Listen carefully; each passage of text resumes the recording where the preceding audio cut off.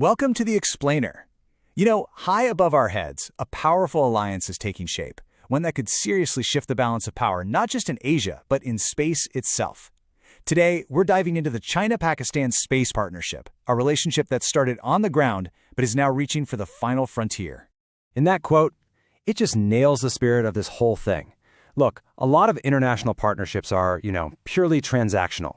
But this is framed as a shared vision. They call it an all-weather friendship, and now it's literally reaching for the stars. And believe me, this is all building towards a pretty pivotal moment. We're talking about the year 2026, when a Pakistani astronaut is set to fly up to China's Tiangong space station. I mean, what a powerful symbol, right? Especially as it marks 75 years of diplomatic ties. So the big question is, how did this celestial Silk Road, as some people are calling it, even come to be? Let's dive in and break it down. Okay, first up, an all-weather friendship. To really get what's happening in space, you got to start right here on the ground.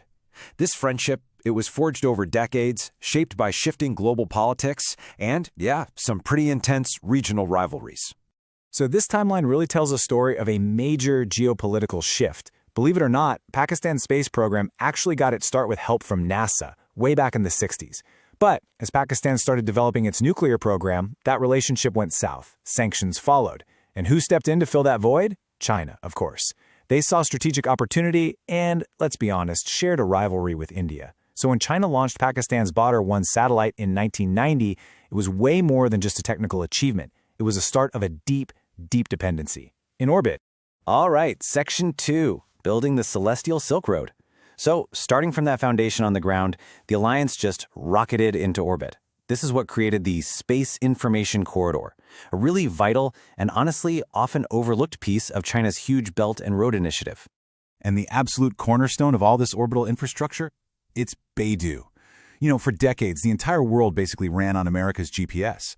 Well, Beidou is China's answer to that. And for Pakistan, plugging into this system was a total game changer.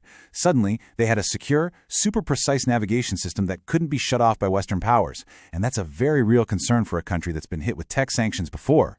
This map, it shows China's broader strategy perfectly. See, it's not just about offering a GPS alternative. By setting up ground stations in countries like Pakistan, China makes Beidou way more accurate for that whole region. But here's the bigger play. It pulls these nations into its technological orbit, creating this network of partners that become more and more reliant on China's entire space ecosystem. And it goes way beyond just navigation. China has also launched a whole constellation of some seriously sophisticated remote sensing satellites for Pakistan. We're talking everything from super high-res optical imagery to keep an eye on big infrastructure projects, all the way to advanced hyperspectral data. That's the kind that sees light the human eye can't, which is perfect for things like precision agriculture, city planning, and, this is the critical part, persistent military intelligence and surveillance. Okay, on to Section 3, a leap to the heavens. So now the partnership is leveling up. It's moving beyond just Earth orbit and heading into its most ambitious phase yet. We're talking deep space and exploring the moon. And this is a massive leap, no question. The journey kicked off in 2024 with a tiny satellite, the iCube-Q, that basically hitched a ride on China's historic mission to the far side of the moon. But things are speeding up fast. By 2028, Pakistan is planning to land its own 30-kilogram rover on the lunar South Pole, flying on China's Chang'e 8 mission. Now, what's so crucial to understand here is that Pakistan is shifting roles. They're going from just a consumer of space tech to an active participant, actually contributing their own hardware and science to deep space exploration. And by choosing to join the China-led International Lunar Research Station, the ILRS, Pakistan has planted its flag firmly in Beijing's camp. This is, for all intents and purposes, a new space race. And listen, this isn't just about planting flags anymore. It's about two competing teams. You've got the US-led Artemis Accords on one side and the China-led ILRS on the other. And they're both racing to set the rules for the future of the moon, how it's governed, how it's explored, and who gets its resources. Section 4, the view from orbit. So let's step back. What does this super deep strategic alliance really mean for Pakistan? Well, it's a classic story, really. It's about gaining these incredible new powers, but at the same time, having to navigate the very tricky waters of dependency.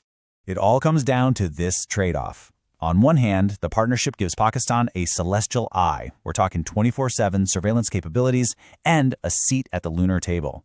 These are things that would be almost impossible for them to get on their own.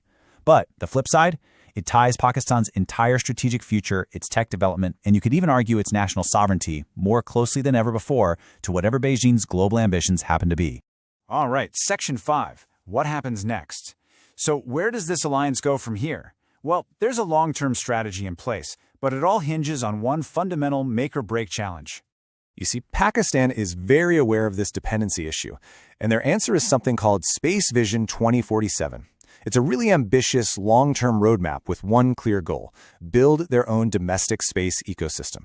The plan is to set up a national space center, kickstart a local satellite manufacturing industry, and train a whole new generation of scientists and engineers. And the whole point of all this? To become less reliant on Chinese hardware and, crucially, Chinese rockets. But here's the thing. The single biggest hurdle, the final frontier for Pakistan, is just getting into orbit on their own. It's kind of fascinating. They have advanced ballistic missile tech, but they still rely 100% on China to launch their satellites. Developing their own satellite launch vehicle, an SLV, that's the real game changer. Overcoming that challenge, that's going to be the ultimate test of their space ambitions and their whole quest for true strategic independence. So this partnership has absolutely given Pakistan access to the heavens. It's reshaping geopolitics, not just in South Asia, but in this whole new space race. But it leaves us with one critical question to think about. As this celestial alliance gets deeper, will it launch Pakistan into a new era of self-reliance, or will it just bind it ever closer to China's orbit? The answer to that is going to define its path for decades to come.